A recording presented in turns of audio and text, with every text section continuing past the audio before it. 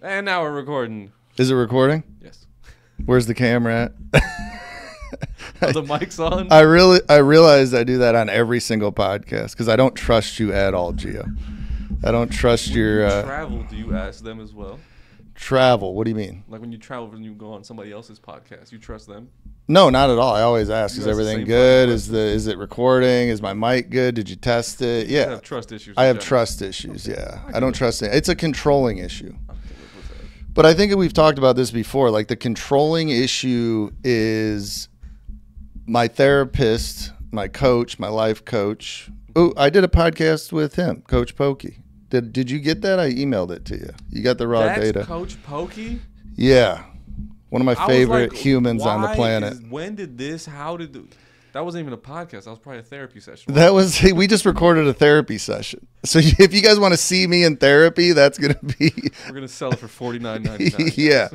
I forget when he said it's coming out, but it's very soon.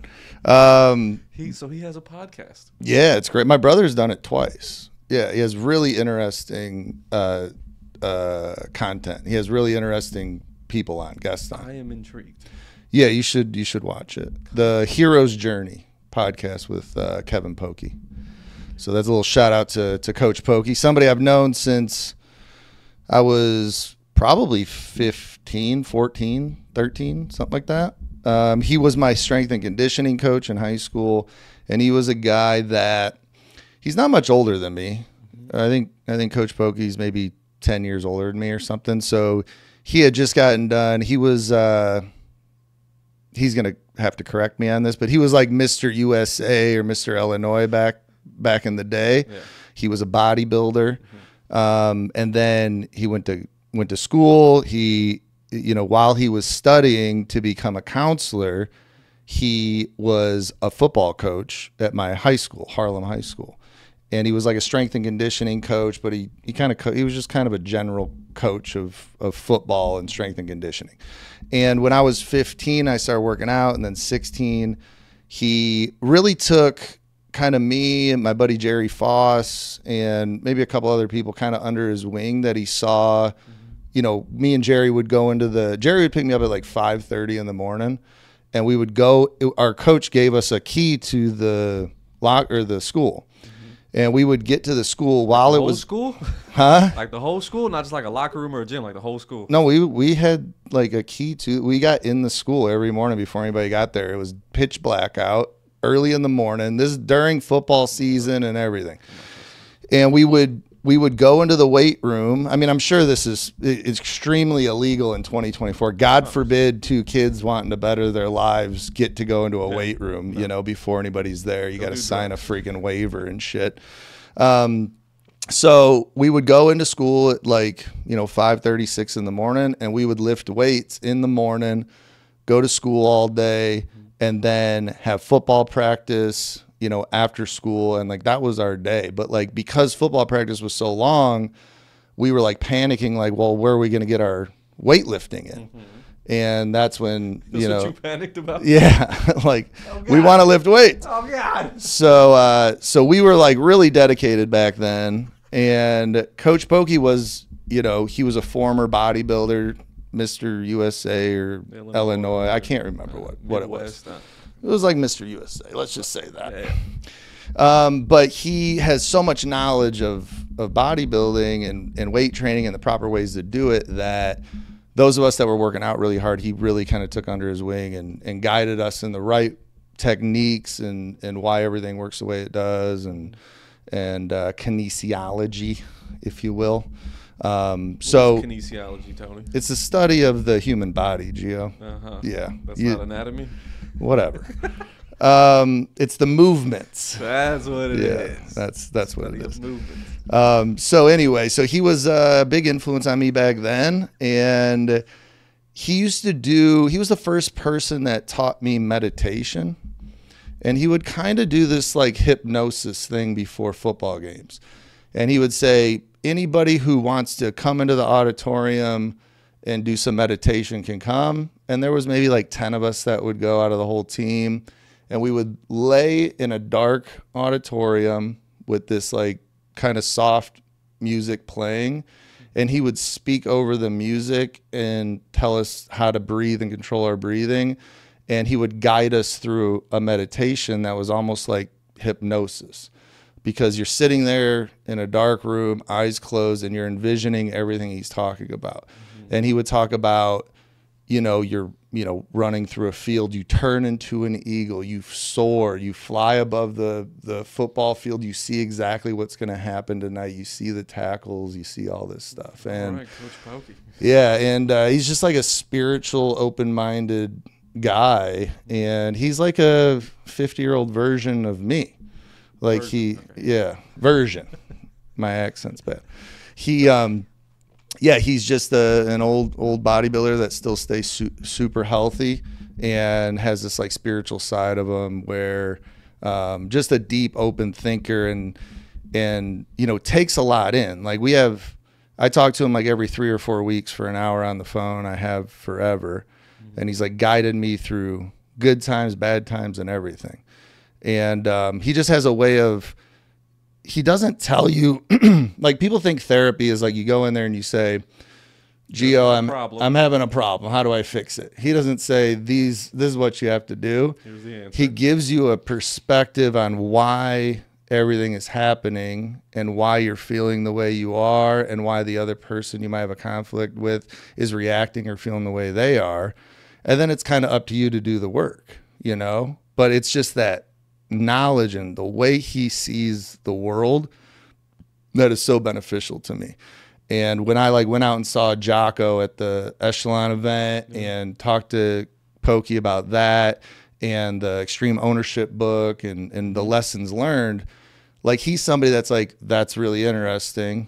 I'm not better than you, or I don't have a huge ego where I'm not going to take that from you and use it. So the next call I had with him, he had reread the extreme ownership book and kind of related it to the event I was at and talked to him about. So he's just always grabbing all this knowledge, listening to podcasts and all that. So I say that because what we first started talking about was like this control thing I have, right? And it's not a trust thing. It's a control thing. I'm hyper vigilant, which we've already talked about. Yes. And every problem I have mentally, I've just turned into a positive thing. Like hyper vigilance can be crippling if you don't use it correctly. But I use hyper vigilance at work and in my career, and it's helped me be successful. It can cripple you if you let it. And the control thing is, it was explained to me that like my life was really out of control as a kid. And my brother was always sick. I was staying at a lot of people's houses. Different people were picking me up from school, taking me to school, cooking me dinner. Like it was all this like chaos, and didn't know if my brother was living or dying. My parents got a divorce, like all this shit. Right. And because my life was so uncontrollable as a kid, like as I became an adult, I try to fucking control everything, which then relates back to why I'm such a routine person, because I can control my day and I control it with a routine and doing the same thing every day. And then I feel like good, safe, comfortable, good. I got all this out of the way. I'm good now. Now I can go on to the next thing, which is why I'm so like regimented. Which brings me to my next point, which is my routine's about ready to get completely fucked up. Before you jump into that. Yeah. I'm hearing a lot about Polky, and you had mentioned this before, that your life would be spiraling without it. You had a mentor as early as 13, 14, 15 years old that has stayed with you for such a long time. And I've been around you for a while, and I never really picked up on it. Where the hell would you be without Coach Polky in your life, and how much of an influence has he had? Because that's decades and 20, 25 years. Yeah, it's like everybody needs a mentor, and I have a bunch of mentors, really. It's just different levels or different skill sets that, I need to, take from them, really, or learn from them. Like my Uncle Jimmy was somebody that was always a constant in my life that, had a very different way of thinking than everybody else in my life. And he was very straight to the point and kind of pick yourself up by the bootstraps and get shit done. Mm-hmm. Oh, you're feeling anxiety, Tone. Everybody fucking feels anxiety. I was in the fucking Army, flew around the world fucking 7 times. You think I didn't feel anxiety? Yeah, fucking you can pick yourself up and get to work. Like, so, you know, having that in my life when I was younger. And, you know, somebody other than your parents, because like your parents are your parents, they can be great influences on you, but you need like an outside influence. A parent role is very different. Like people look at it as friends, they look at it as mentors, look at it as teachers, but like parenting is like almost a completely different thing. So I wanted to agree with you, but continue. Yeah, because your parents can't be real with you because they're faking it. Because they don't want you to know all their fucking problems. Yeah, you know, they still got their own shit going on. Yeah, they're just humans.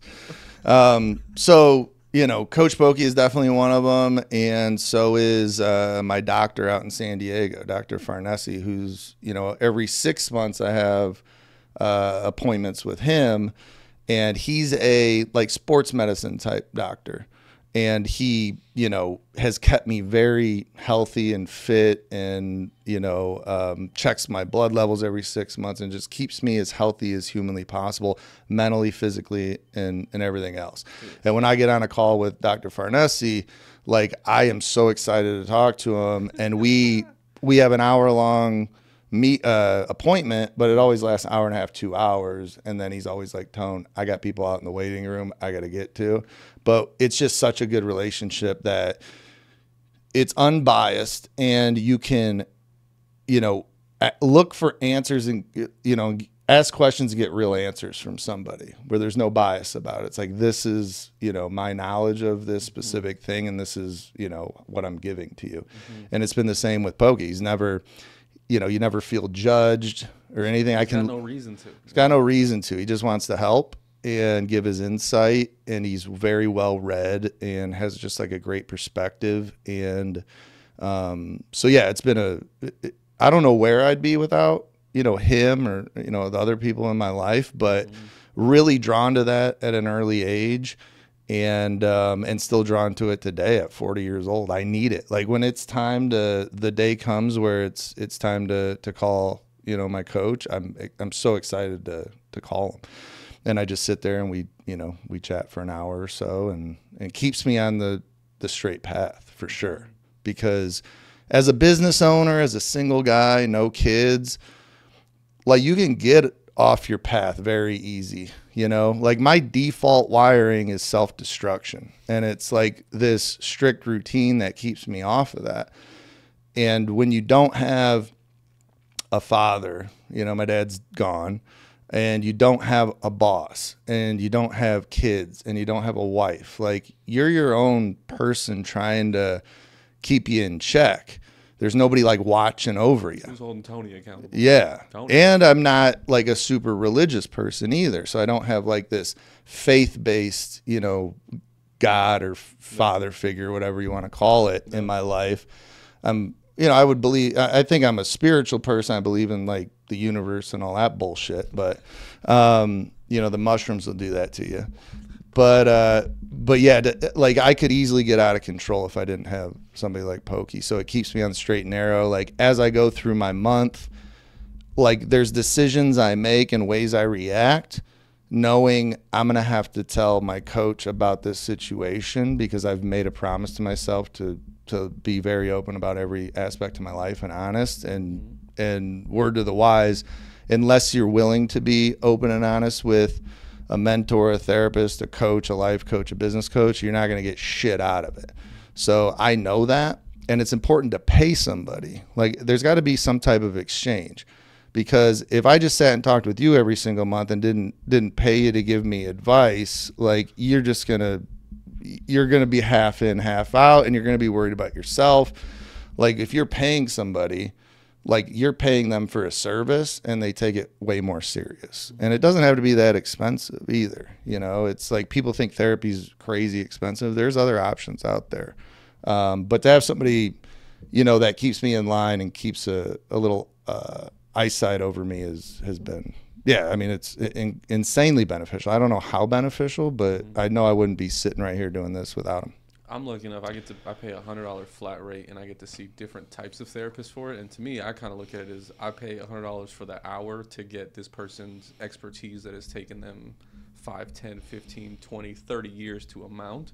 And that conversation for me is great and worth it in every single way. Like when I had it with the dietitian, she broke everything down that I've had in my entire life in a matter of 5 minutes. And I looked at her like, you just told my story like this. And that is worth more than anything. But so many people are so much quicker to want to spend, time on YouTube or figuring stuff out or doing it the cheap way or getting it as affordable as possible, where it's like $100 for an hour to get the knowledge that you would need is just so much more worth it too. It's not worth the time to cheap out on every fucking thing there is, because like if you're not paying it for it in money, you're paying for it in time. And how much time do you really have? And if you do have that much time on your hands, you better be doing something else, because get fucking busy doing so. I agree with the discipline side of it and all. Well, and you said something interesting there too, because I said the money aspect on that end of it, of who you're paying.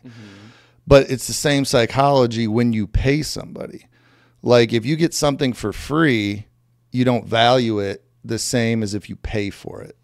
You know what I mean? Like if somebody gave you a free cup of coffee, like that's... What the fuck is this? What you doing? Is you spinning it? Yeah, it's not the same as going and buying a $5 cup of coffee. Like you appreciate that a little bit more. You're probably more likely to finish that coffee than you would the free one, because you don't really give a shit. You got no skin in the game. Even if you don't need the caffeine, you're still going to finish it because you paid for it. And it's the same with therapy. Therapy is like a cup of coffee. That's a great analogy. Yeah, it's fuck. I feel like Forrest Gump. But yeah, so anyway, it's, we were talking about routine and all that. And yeah, so I've been struggling with some elbow pain for 15 years at least. I used to power lift. And when I was I think I was 181 pounds was like the first time I benched 400 pounds. And so I used to bench 400 pounds, deadlift 600, and squat 500. Like my overall was 1,500 pounds on those three movements, and trained heavy for years. And what happens is when you're young, especially in your teens and 20s, is your muscles get strong fast, but your ligaments and tendons don't keep up at the same rate your muscles do. And if you're not careful, you can have a lot of issues. And I had crazy tendonitis, started probably 15 years ago. And then about 10 years ago, it got really bad. And I stopped powerlifting and doing all that crazy shit, but I still work out really heavy. And I went to the doctor a bunch of times. I started getting PRP injections, exosomes, stem cells, whatever. And it's kept it at bay now, where I'm not like up all night in pain, but the damage is done in my tendons and stuff in my elbows. I've had extreme pain in there for years. Yeah. So went snowboarding a couple weeks ago, randomly, like literally it was the third day we were snowboarding, and I just stopped halfway down the mountain. As I was stopping, I lost my balance, and I just put my hands down to brace myself on the snow. And just doing that snapped both of my tricep tendons off my elbow. MRI came back. Yeah, the same exact tendons that have been causing me all these issues over the years. And I got the MRI back, and there's degeneration in my bone where the tendon attaches because of all the crazy tightness over the years of these tendons and all this tendonitis. So the tendons weren't in great shape off the rip. Yeah. And then it just, like the doctor said, it was a ticking time bomb. Unfortunately, worst case scenario, you fucking tore both of them at the same time. Couldn't be worse, because it requires surgery to get them reattached. And he said, you cannot do the surgery, but it's your upper tricep muscle where that's just going to die basically and go away because it's not attached to anything. So it just atrophies over the years. It basically just disintegrates, which is not good aesthetically, I'm sure, but more importantly, you lose a ton of strength and mobility when you do that. So, me being 40 years old, and having a long life ahead of me and wanting to do a lot of stuff and work out. He's like, you have no real option here. You got to get it fixed. And he was like, you know, it's just going to suck. So I had my first surgery on April 2nd. And then I'm in a sling and a brace for 6 weeks. And then I have the next arm done after that. It's going to be like a 3 to 4 month recovery till I'm like back to fully functioning, and then a slow build up of strength after that, to where, you know, I'm back in the gym and working out again. Probably never benching 400 pounds again. I haven't done it in a couple years anyway. I think deadlifts and squats, I'll be fine. I've never had any issues with any of those body parts, but when it comes to bench press specifically, I don't know if I'll ever bench over 225 again, which is perfectly fine because I can do that for 20 reps, you know? So I'll just stick to that, get a lot leaner during this time. I'm going to do a shit ton of cardio. I'm going to do legs 4 times a week and just try and get my legs insanely fucking big and fit and stay healthy, eating healthy, and stay super lean during the process. And, seems like a big deal right now because I'm waiting on the fucking surgery. Yeah. But, you know, my brother said the other day, he goes, I know you, you know you. He's like, you're a fucking psychopath. He goes, the minute you start rehabbing, he goes, you're so disciplined and obsessed. He goes, you're going to heal up fast and rehab quick and be back to your old self in no time. So been bummed out about it though, for sure. Like it hit me like a ton of bricks. So I was having a great morning. And because the funny thing is, fucking MRI had to come up. The funny thing is, I have had 0 tendon pain since they ripped off the bone, because the tendons that were causing me all the pain are floating in the back of my arm right now. They're finally getting some goddamn relief. I wanted to ask that question. Like, are they just? Yeah, they're literally just sitting up here, and you can see the dent right there where the tendon's missing. So I have 0 pain in my elbows right now for the first time. Never slept so fucking good. Never felt better, but it's because they're not attached. So yeah, so I'm gonna get the surgery and get better, and everybody's gonna watch the journey on YouTube and Instagram, and I'm hopefully gonna inspire others that have to go through shit like this and let them know, hey, it's not the end of the world. Quit being a little bitch.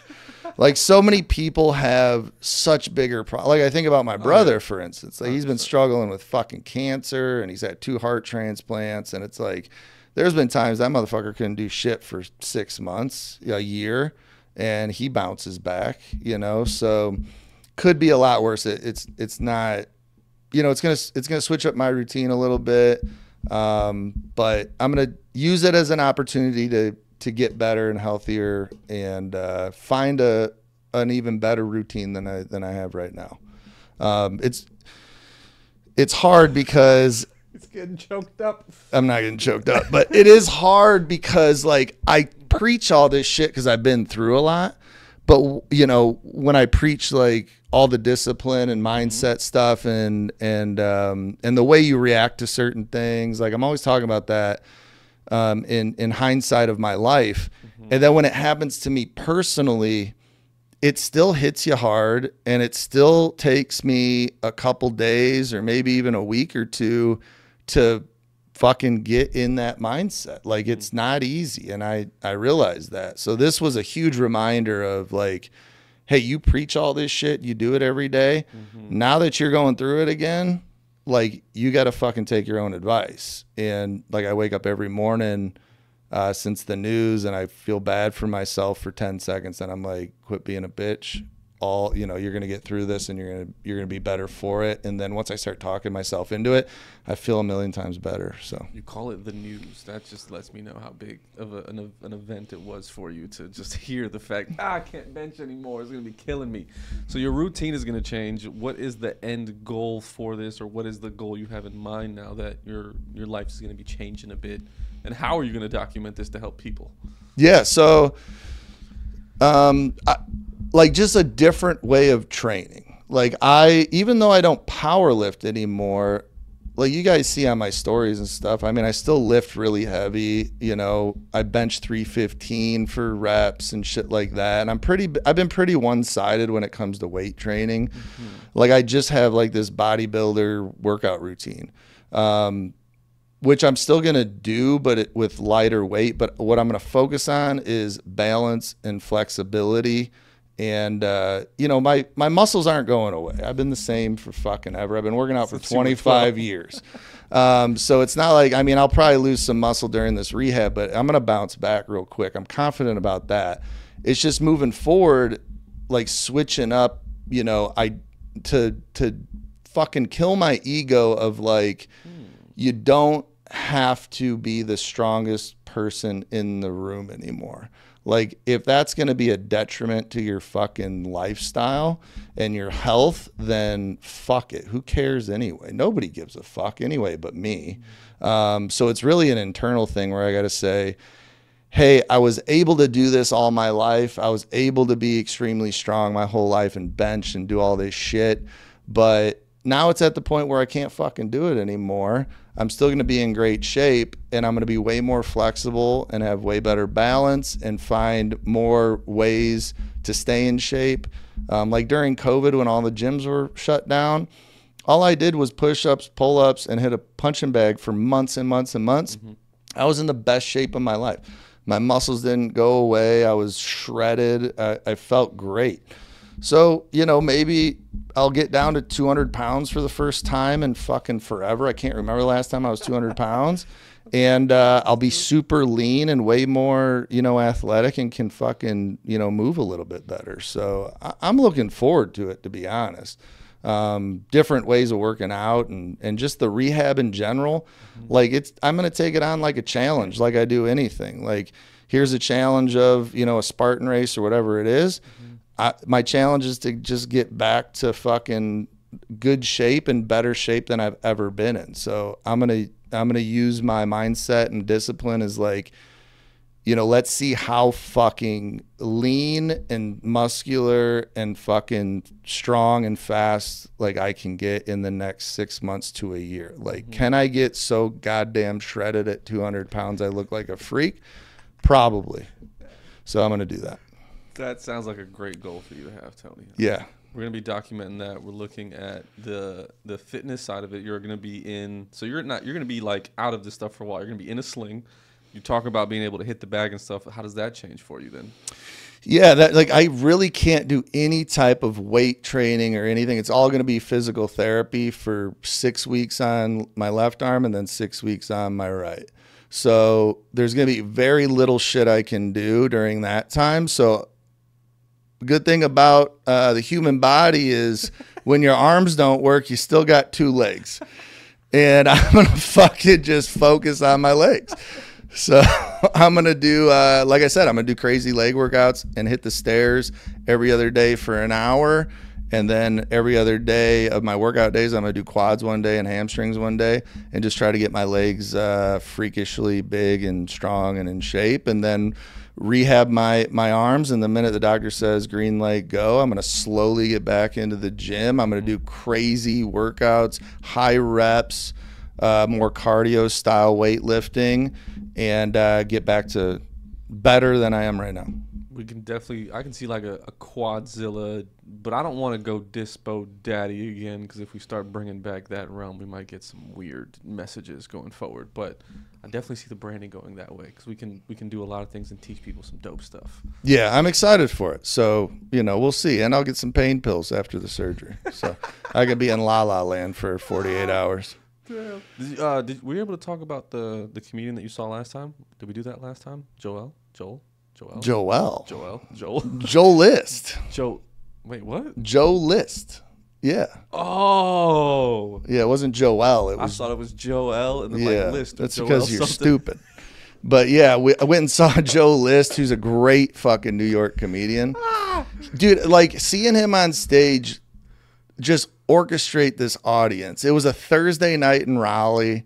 It was like 80% full. And what I've noticed being out here is either going to comedy shows or concerts, they're like the crowds are so boring out here in Raleigh compared to like a big city or, you know, San Diego or Phoenix or Chicago or other places, even Nashville where I see a lot of that shit.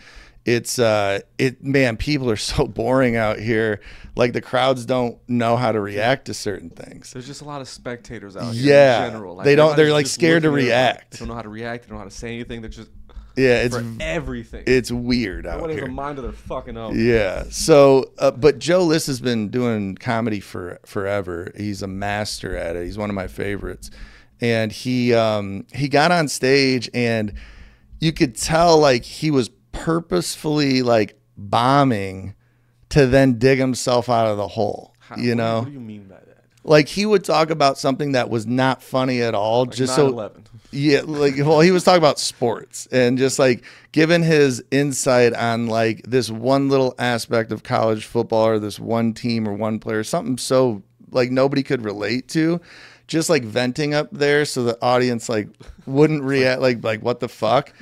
And then just to dig himself out of the hole, you could tell he was doing it. And he kind of does that anyway in his act.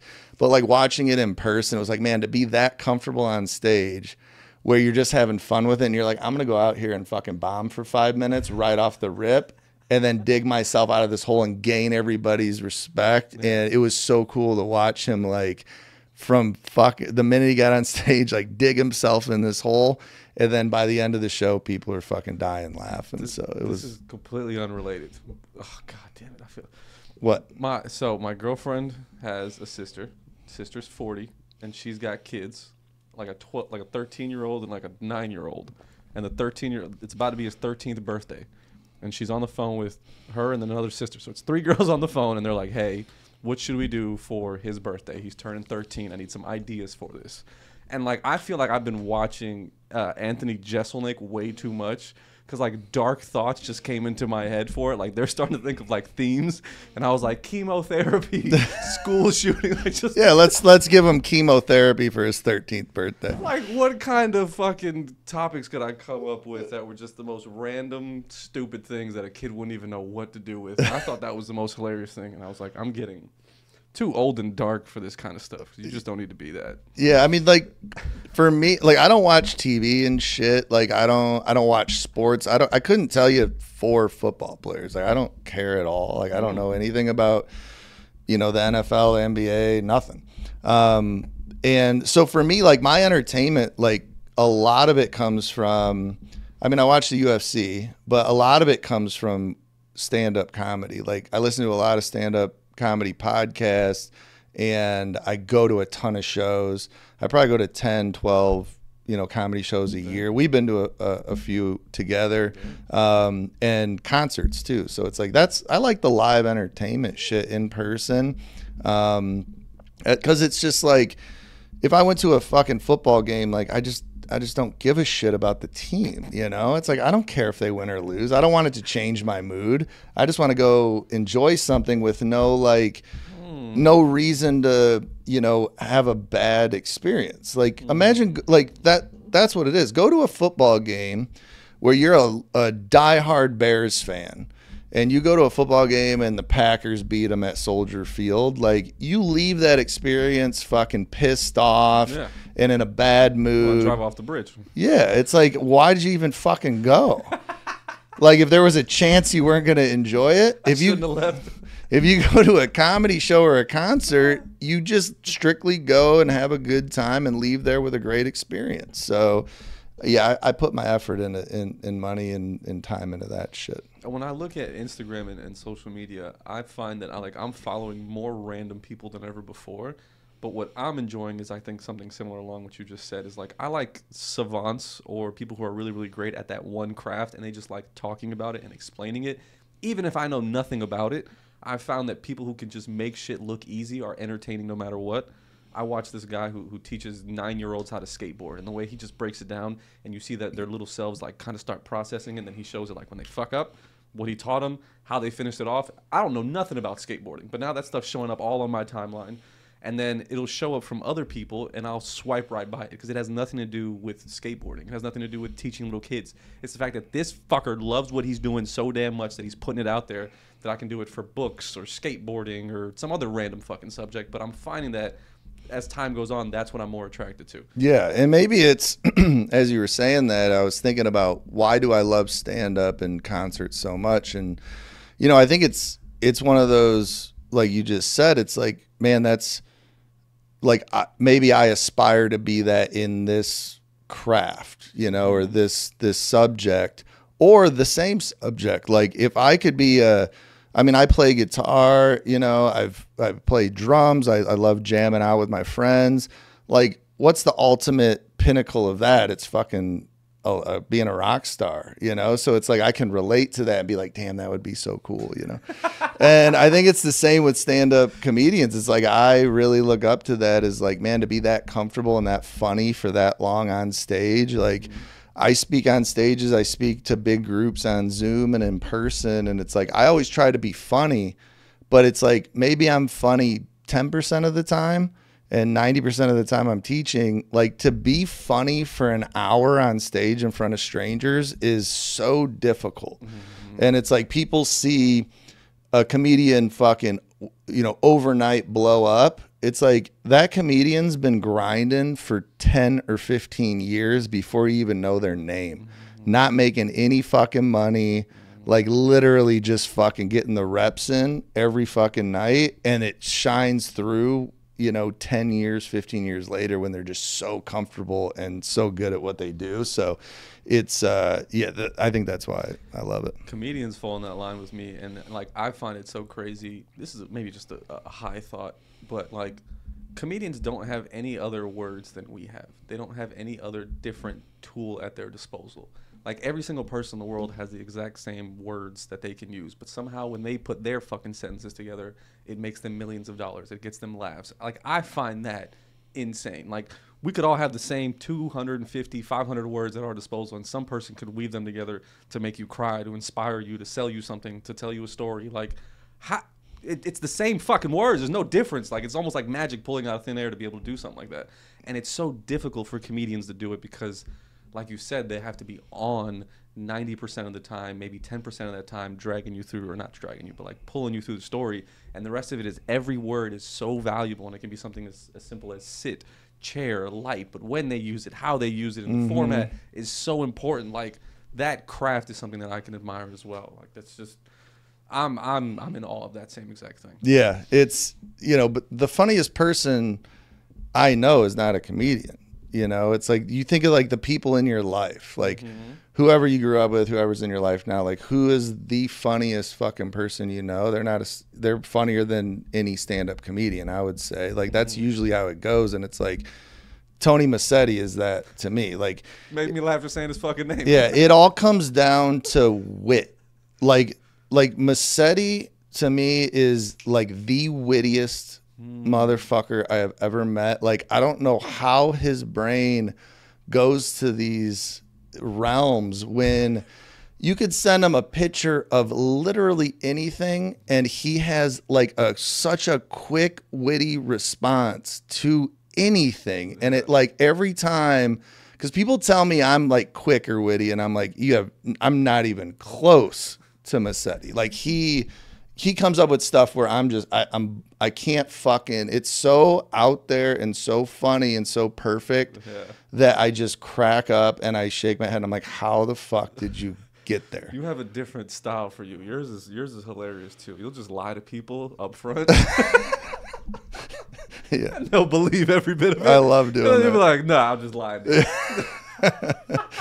I love doing that. But yeah, it's because like I think we look at wit as some type of like intelligence or something. Like, and it takes a lot of wit to be good at sales too. Absolutely. And I think, you know, my grandfather was super witty and my dad was funny and witty, you know, and working on a construction site for, you know, 5-6 years, you gotta be fucking witty because you're bullshitting all day long. And I think that was, you know, all, you know, Chicago, Italian, all this shit. Like you're talking shit constantly. Like my dad would, when somebody would call my house, growing up, the fucking landline, just a fucking pickup phone, like before cell phones. What was your dad's greeting? Dude, before fucking, I'm saying there wasn't even caller IDs back then, Yeah. you know? You had no idea who was calling the house. Literally no idea. My dad would answer the phone. Fuck you. Oh, hey, what's up? And then he would just fucking go into the conversation. Either it would be one of his buddies and he would say fuck you and then they'd start bullshitting, or it would be like my mom's sister. And she'd be like, Joe? And he'd be like, I'm just fucking with you. What are you doing? Have you shit today? You know, he'd say crazy shit like that all the time. He would ask people, dude, we would, like my fucking Aunt Debbie, God bless her, my mom's sister, she'd come over the house and she'd walk in the front door and my dad look at her, she'd go, hey, Joe, how you doing? He goes, you shit today? Like just, he would just say the most random fucked up shit for his greeting. Start telling me. Have you shit today? Hey, Ma. Have you shit today? What a question. Like to fucking out of the blue.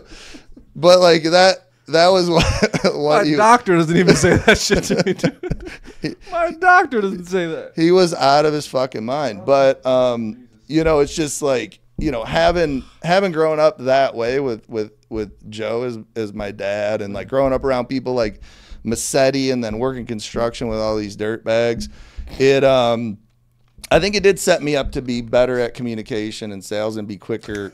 No, I'm serious. Like quicker with thinking and coming up with, you know, solutions and everything, because you're training your brain every day when you're working on a construction site, when you're friends with people like that, when your dad's, you know, Joe. Like you could either like try and keep up with them or fucking die on the vine, and that's never fun. So yeah, trying to keep up with all those characters I grew up with, I think made me better. But yeah, shout out to Massetti. Man, thank you, Massetti. What's up, guys? Thanks for watching my video. If you'd like to watch more videos, my playlist is right here. And if you'd like to subscribe, click down here. I'll see you guys at the top.